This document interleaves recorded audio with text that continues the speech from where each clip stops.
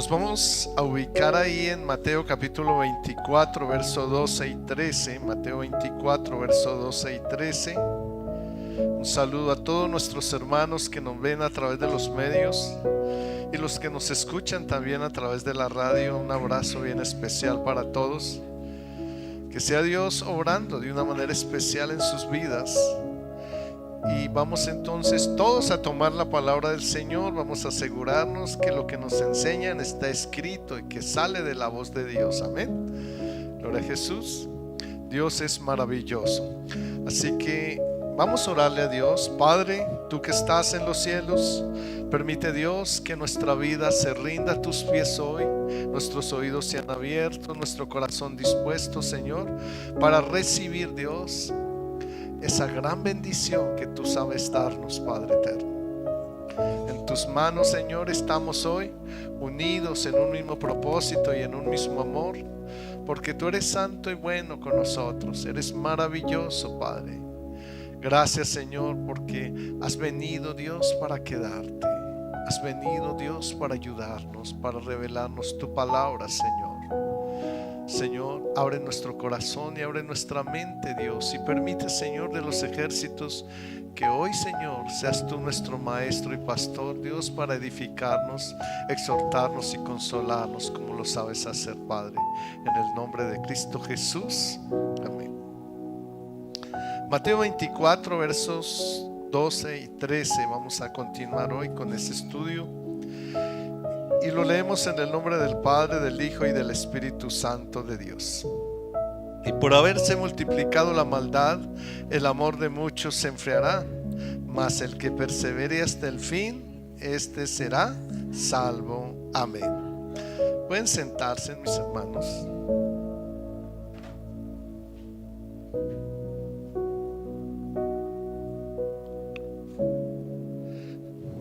¿Qué título tenemos?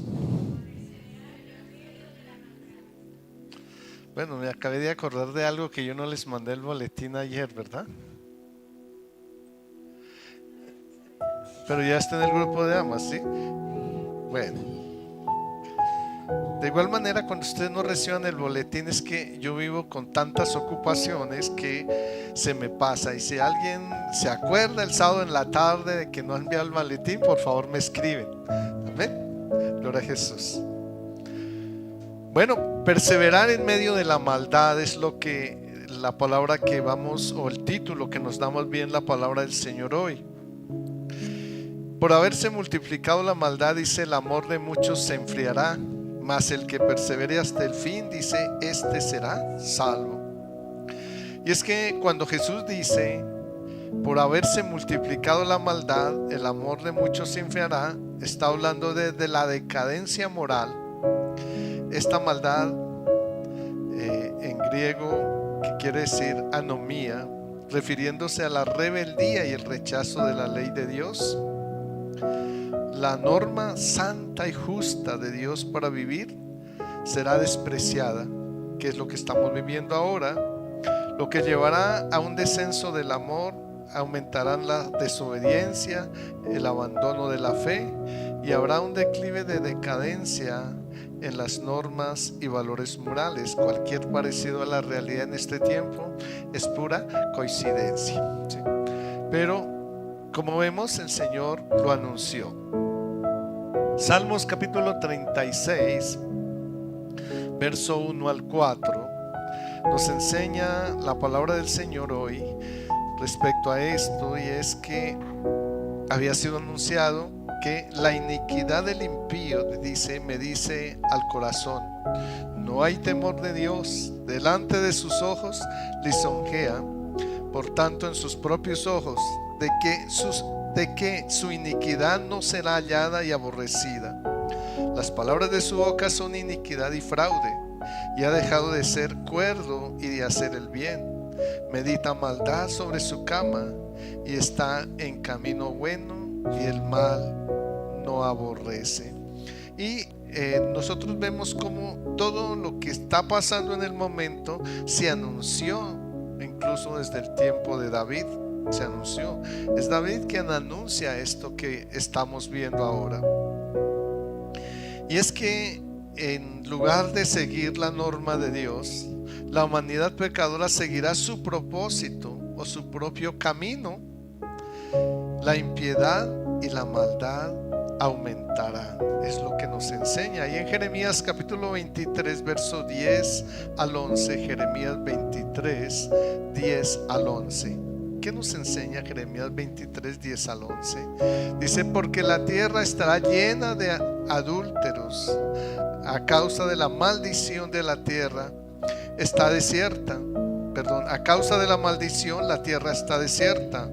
Los pastizales del desierto se secaron. La carrera de ellos fue mala y su valentía no es recta, porque tanto el profeta como el sacerdote son impíos. Aún acá en mi casa hallé su maldad, dice Jehová. Y entonces, ¿qué es lo que hablaba aquí y anunció en Dios a través del profeta Jeremías? Lo que iba a pasar en este tiempo. Y dice: aún en su casa, dentro de la casa, dentro de las congregaciones de Dios, dice, habrá maldad, halló maldad el Señor. Y qué terrible saber que todo esto ya está pasando. Todo esto ya está pasando, pero que aquí ni siquiera había venido Jesucristo a anunciarnos esto, pero que ya había sido anunciado en Dios a través de Jeremías. Pablo también advirtió sobre la maldad de este tiempo ya después de Cristo, ahí en 2 de Timoteo capítulo 3 verso 1 al 5. 2 de Timoteo capítulo 3 verso 1 al 5.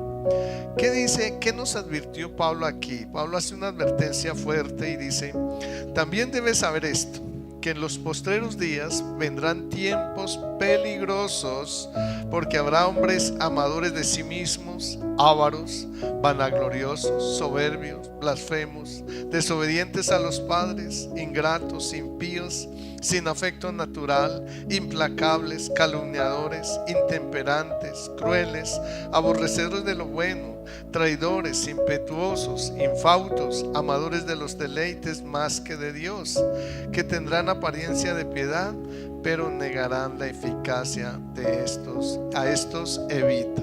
Entonces vemos una lista larga que nos anuncia el Señor y que tendríamos que mirarla si realmente la estamos viviendo o no.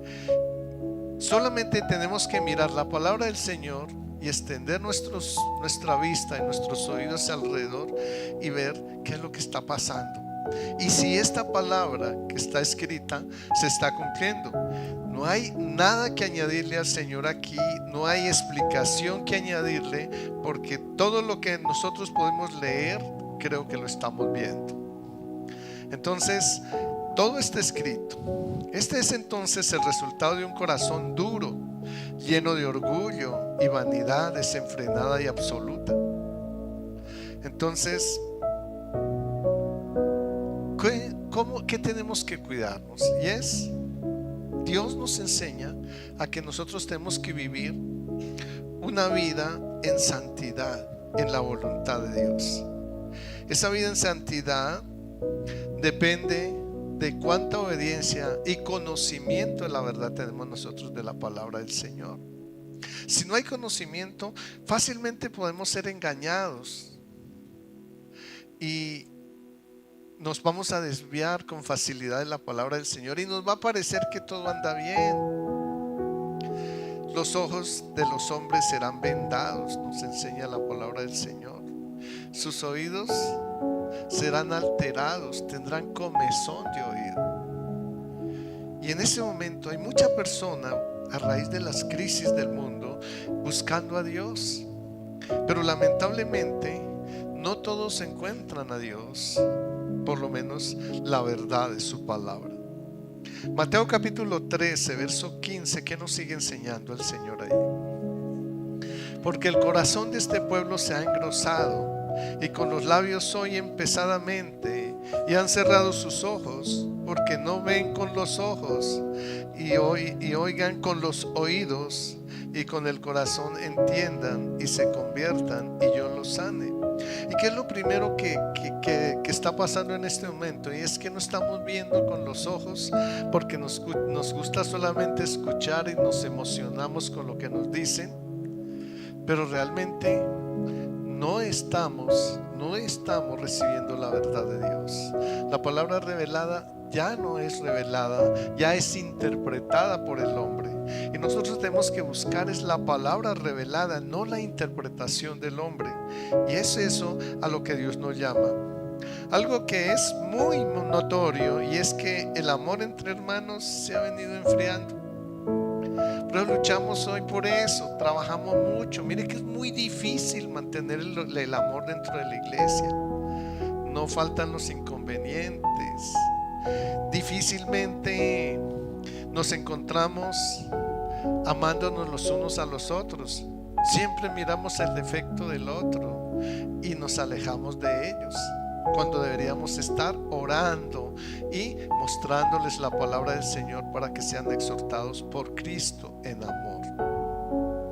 Pero Dios lo había anunciado,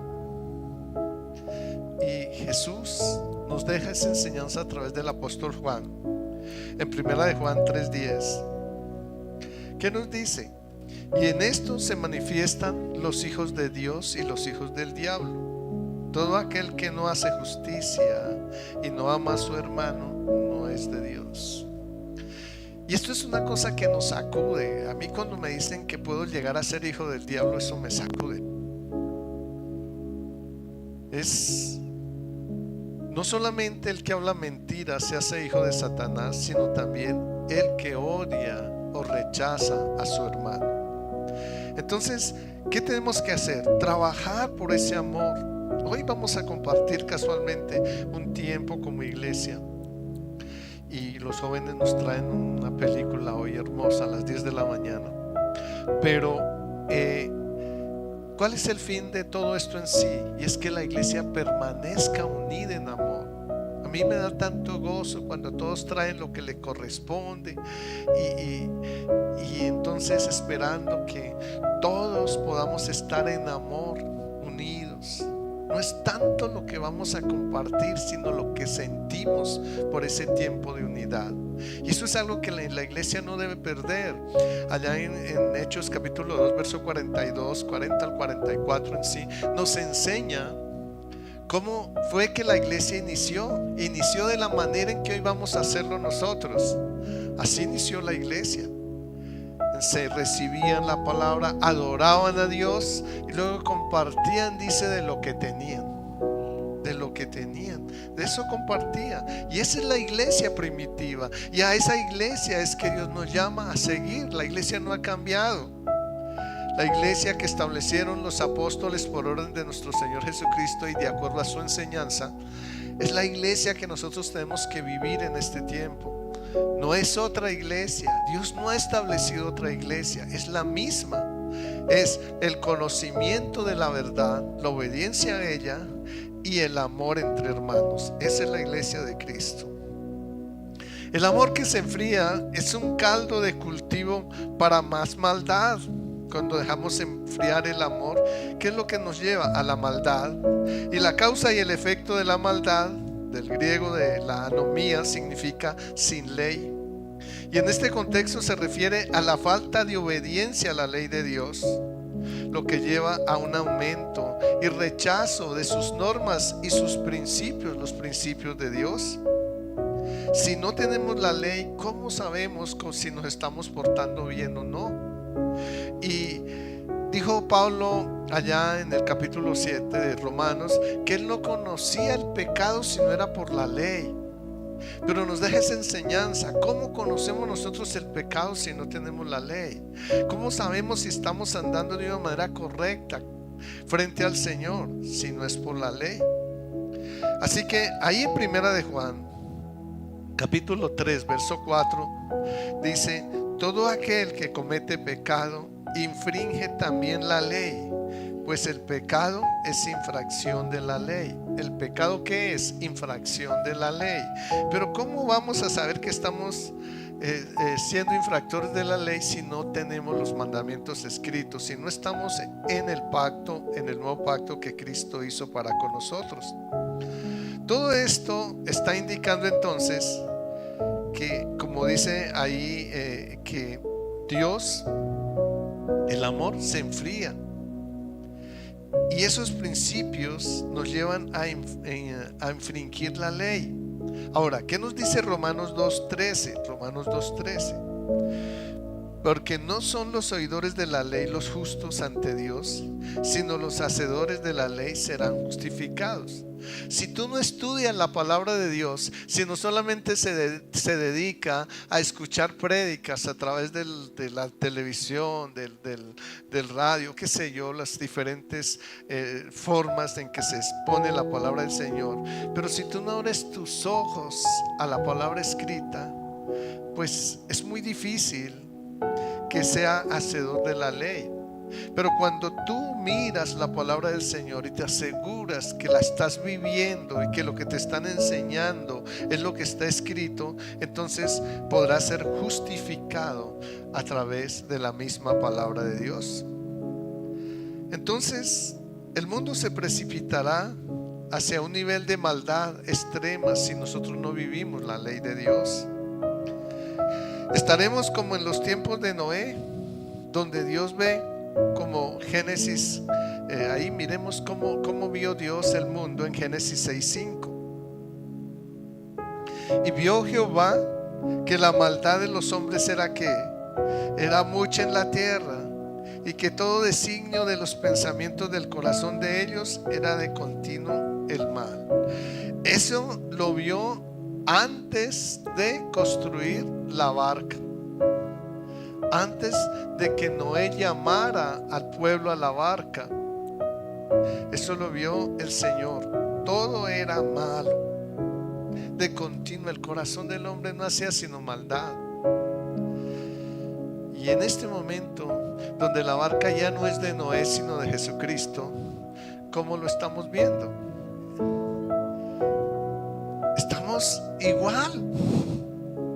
Estamos igual que en ese tiempo. Y Jesús nos está llamando a esa barca. ¿Dónde está esa barca? ¿Y dónde está esa barca para remar en su palabra, verdad? Ahí estamos. Pero nos estamos negando a eso. No estamos subiendo a la barca.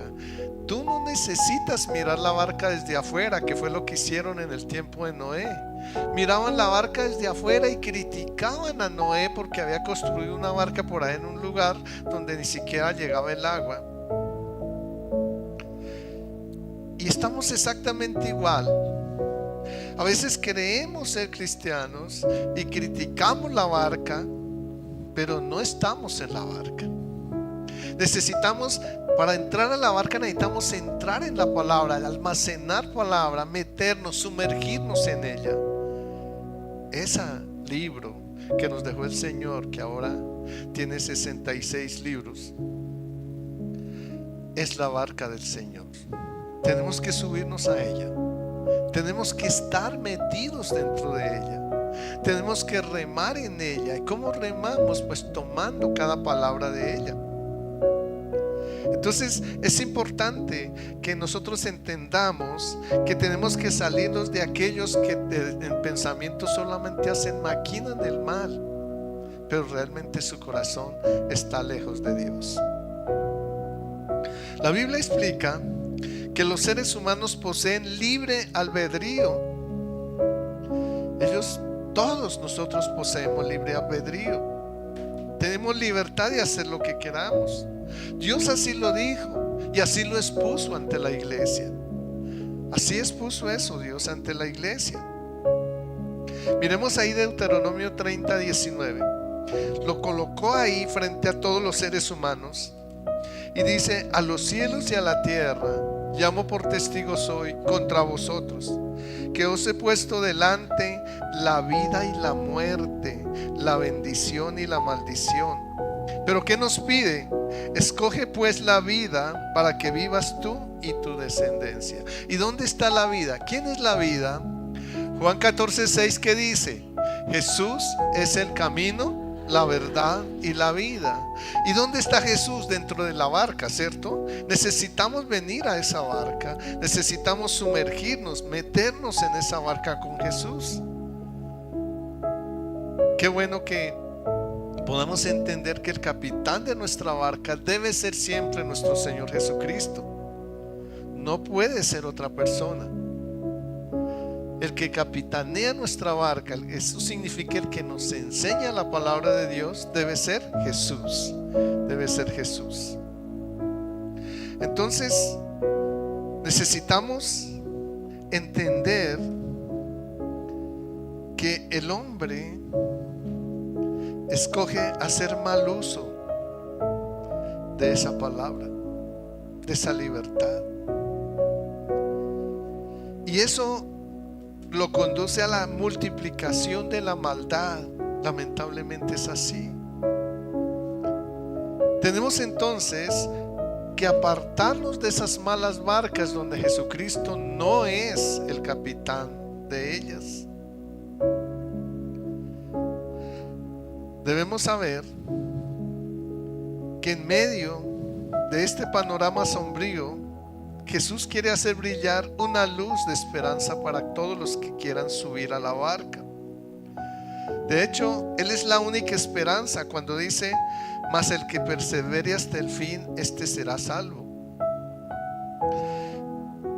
Luego, los que escudriñen las Escrituras y entiendan cuál es el verdadero mensaje, podrán entenderlo. ¿Cuál es el verdadero mensaje? ¿Cuál es el mensaje que nosotros debemos recibir? Bueno, ustedes ya lo saben, Eclesiastés capítulo 12, verso 13. Ahí está el verdadero mensaje. Dios lo explica, Dios nos abre los ojos. ¿Dónde está el verdadero mensaje? Debe ser en ese lugar donde Él explica el fin de todo discurso, de toda prédica, de toda enseñanza.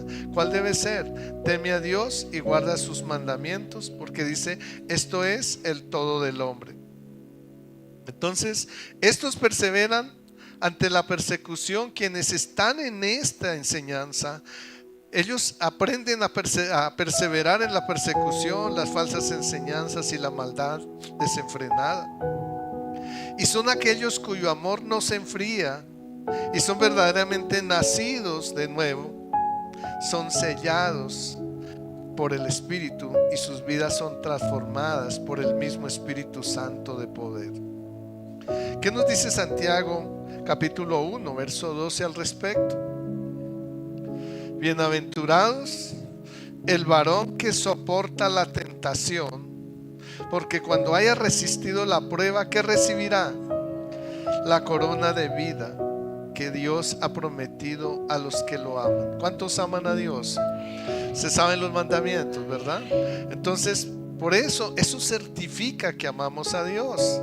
¿Y qué nos da Dios por eso? Una corona de vida. ¿Están seguros que tienen su corona?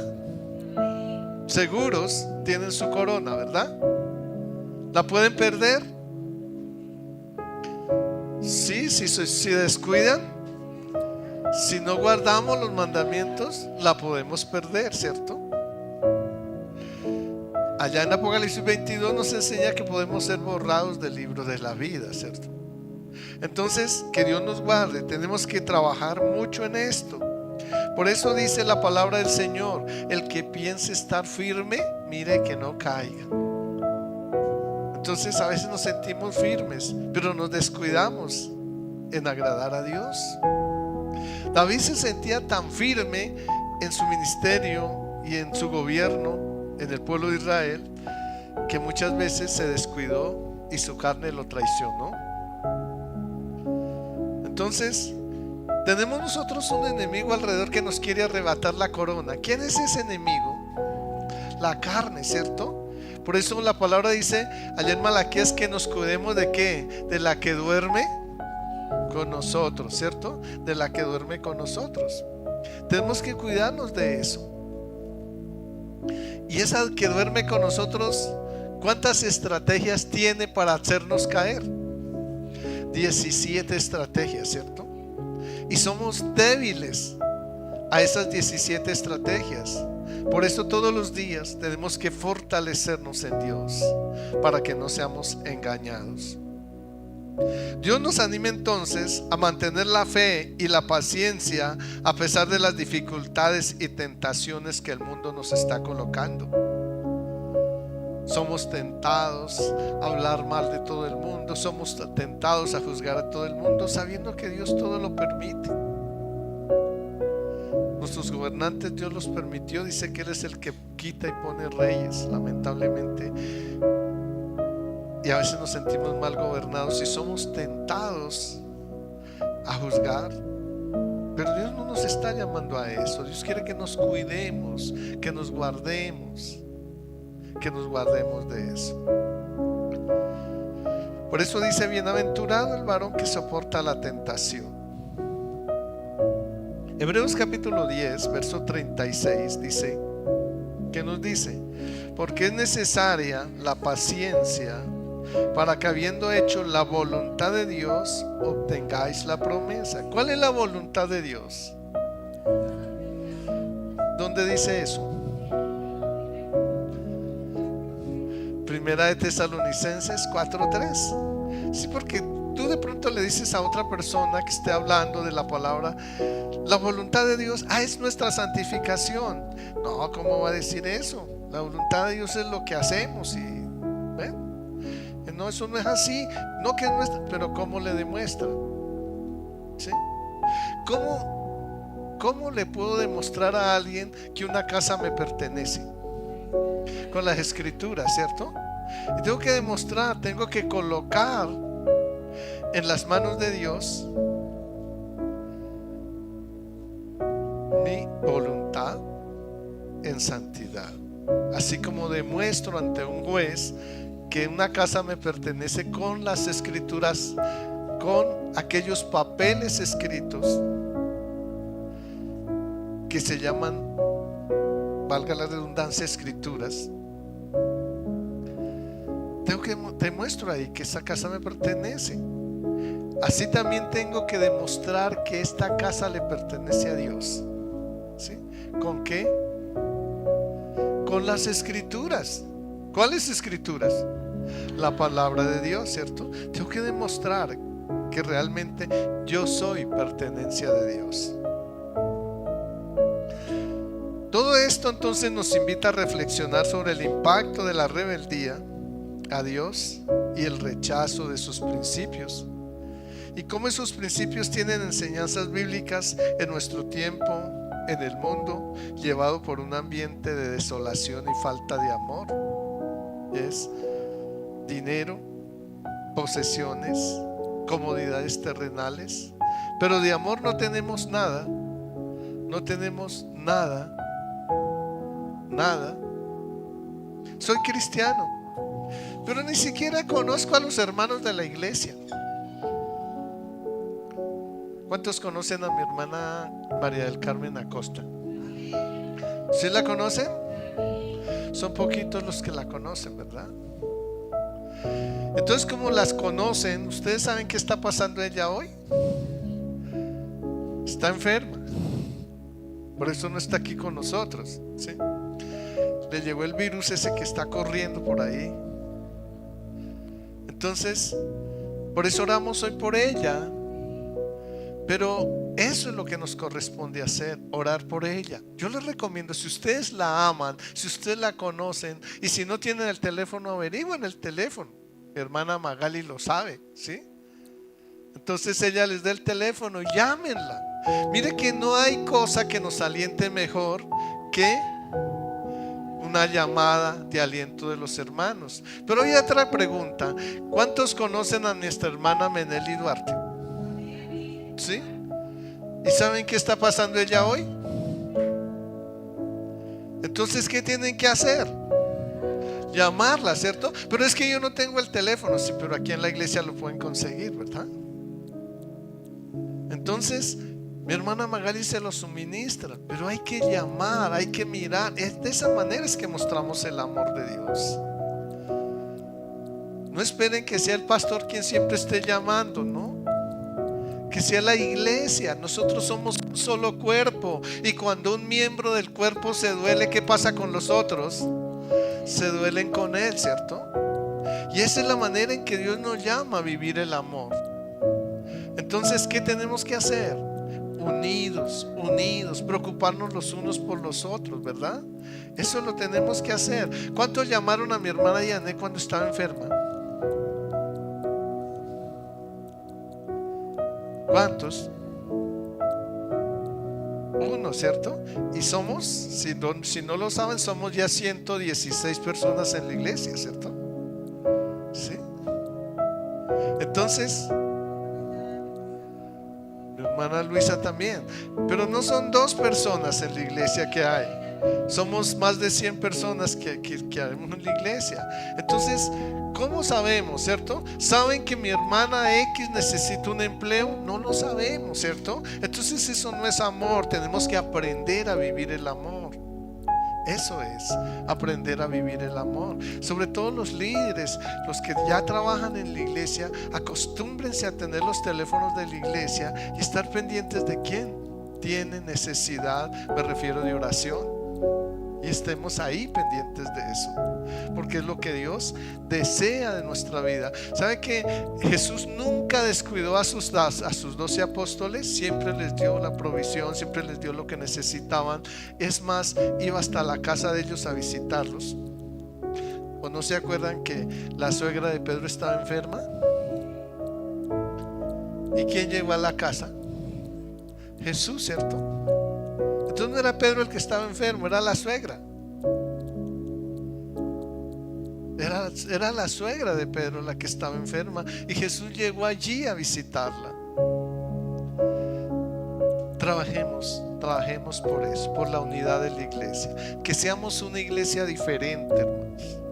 A eso es que Dios nos llama en este tiempo, a ser una iglesia diferente, la iglesia primitiva. Ellos estaban pendientes los unos de los otros, tenían sus disgustos entre ellos, sí. Ahí vemos una discusión entre Pedro y Pablo. Habían diferencias entre ellos, sí las habían, pero nunca dejaban de amarse, nunca dejaban el amor que Jesús les dejó. Entonces, mis amados, a eso nos llama el Señor hoy en día. Tenemos que reflexionar en esa parte. Si estamos bien como iglesia, o yo digo que soy de la iglesia, pero no sé qué es el amor. No, sí, porque yo amo a mi esposa y a mis hijos. No. Ese no es el amor que Dios me está pidiendo, ¿cierto? Aprendamos, estamos estudiando los sábados cómo vivir el amor propio, y ahí entendimos que el amor propio no es amarme a mí mismo, sino que cuando nos amamos unos a otros, cuando amamos a otros, aprendemos a traer ese amor para nosotros mismos, ¿cierto? Eso es. Entonces, vamos a terminar aquí. ¿Qué nos dice Primera de Timoteo, capítulo 4, verso 16? Ten cuidado de ti mismo y de la doctrina, persiste en ella, pues haciendo esto te salvarás a ti mismo y a los que te oyeren. ¿Qué nos recomienda el apóstol Pablo aquí? Que no nos descuidemos de la doctrina, ¿cierto? Ten cuidado de ti mismo y de la doctrina. Hay que perseverar con la buena doctrina en medio de la maldad. No corramos donde nos alientan el ánimo. No corramos donde nos motivan. No, busquemos la palabra de Dios y edifiquémonos a través de ella. Y edifiquemos a otros a través de la palabra del Señor, no de nuestros pensamientos. Yo no quiero tampoco, y no estoy aquí, nunca he dicho que usted no puede darle su testimonio de vida a otros. Eso lo puede hacer. Nosotros no lo hacemos aquí público, pero ustedes entre ustedes sí lo pueden hacer. Cuéntele un día, pero cuando se lo cuente, asegúrese de que él ha recibido primero el testimonio de Cristo, y ahí sí le da el testimonio suyo, el testimonio de Cristo, porque el testimonio de nosotros impacta a las personas, pero no las salva. El testimonio de Cristo sí no solamente impacta, sino que salva. Y eso es lo que tenemos que nosotros buscar, la salvación de otros, ¿verdad? Gloria a Jesús. Entonces, ¿qué tenemos que hacer? Perseverar ¿dónde? ¿Y en medio de qué? De la maldad, que es el título que tenemos hoy, ¿cierto? Así que hay que trabajar en esto. ¿Lo entendieron? ¿Sí lo entendieron? Díganme quién no lo entendió. Todos lo entendieron, ¿verdad? Así que lo vamos a poner ¿qué? En práctica, ¿verdad? Gloria a Jesús. Vamos a orarle a Dios. Padre, tú que estás en los cielos, mi Señor, ayúdanos a perseverar en este tiempo, en tu palabra. Guárdanos de separarnos de ella, Señor. No dejes que nos salgamos de tu enseñanza, de tu doctrina, Dios. Ayúdanos a perseverar en ella. Ayúdanos a andar en ella, Dios. ¿De qué otra manera lo podemos hacer si tú no estás con nosotros? Ayúdanos, Señor, entonces a venir a tu escritura. Ayúdanos a tener la revelación de tu Espíritu Santo en ella, Dios. Permite que ella sea nuestro cimiento. Permite que ella sea nuestra casa. Permita que ella sea nuestro alimento. Permita que ella sea nuestro vestido, Dios, todos los días de nuestra vida, Dios. Ayúdanos, Jesús, porque solos no podemos. Pero tú nos puedes animar. Tú nos puedes levantar cada mañana y hablar con nosotros a través de tu palabra. Cada noche antes de ir a dormir, tú puedes hablar con nosotros. Ayúdanos a formarnos ese hábito contigo, Dios. Ayúdanos a abrir, Señor, esa barca y subirnos a ella todos los días, Señor. Y asegurarnos de que no nos estamos bajando de esa barca, Dios. Ayúdanos a permanecer en ella, Dios. Esa barca que tú diriges, donde tú eres el capitán, maestro y pastor, Señor. Así que, Señor, danos la sabiduría, abre nuestros ojos, abre nuestros oídos, Dios, para que seamos guiados solo por ella, Dios mío. Apártanos de la maldad de este mundo, Señor, de los palabreros, de aquellos que traen engaño a nuestras vidas, Dios mío. Y ayúdanos a vivir, Señor, ese testimonio vivo tuyo que son tus mandamientos, Padre. Señor, que todos los días nunca quitemos ese espejo de nuestra mente y de nuestro corazón, sino que ellos nos muestren en qué te hemos fallado cada día, Padre eterno. Oh Rey celestial, danos la fuerza y la disposición para hacerlo, Dios mío, porque necesitamos de ti, queremos estar contigo, hablar contigo, Señor, vivir contigo, Señor. Tú nos enseñas, Señor, que es mejor estar un día, Señor, contigo, Dios, o más bien 1000 años en tu casa y en tu palabra, en tu barca, que uno fuera de ella, Dios. Así que aquí estamos, Señor. Ayúdanos a permanecer en esa casa, que no solamente estará en esta tierra, sino también en la nueva Jerusalén, donde nos quieres llevar, Dios mío. Danos la sabiduría para hacerlo, danos la fuerza para hacerlo, Dios mío, porque solo tú eres santo y bueno, Señor, con nosotros, y pedimos que tu misericordia, tu gracia y tu amor estén, Señor, ahí guiándonos en todo momento. Que cuando nos levantemos, tú estés ahí para darnos la mano. Cuando terminemos el día, estés ahí para fortalecernos, Señor. Ayúdanos, Jesús. Permítanos habitar bajo la sombra de tus alas. Permítanos, Señor, estar cubiertos con tus plumas, Señor. Ayúdanos, Señor, a ver la recompensa, Dios, Padre celestial, de los impíos. Y bajo esa experiencia que ellos viven, guárdanos de estar con ellos, Señor. Y de ser impíos también, Señor. Apártanos de ese camino, Señor. No permita que nos sobrevenga ningún mal a la iglesia, Dios mío. Ayúdanos a perseverar en tu palabra para que podamos ser apartados de esa maldad, Señor mío. Llévanos en tus manos, Señor, para que nuestro pie no tropiece nunca, Señor, y tengamos que tener accidentes, Padre.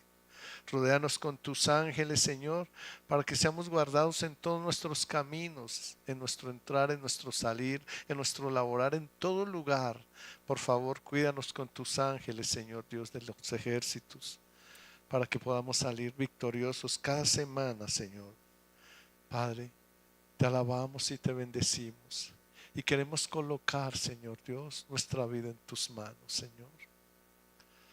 No permita, Dios, que ninguna plaga ni enfermedad toque nuestra vida o la de nuestra familia. Y reprende, Dios, aquellos, Señor, que hemos permitido que entre, Señor, en nuestros hogares. Repréndela y sácala de allí, Señor, de nuestro cuerpo y de nuestra vida, Dios. En el nombre de Jesús de Nazaret. Y haznos libres, Señor, y victoriosos, porque tú nos has enseñado y nos enseñas en tu palabra que en Cristo somos más que vencedores, Señor. Gracias, Señor. Amén y amén.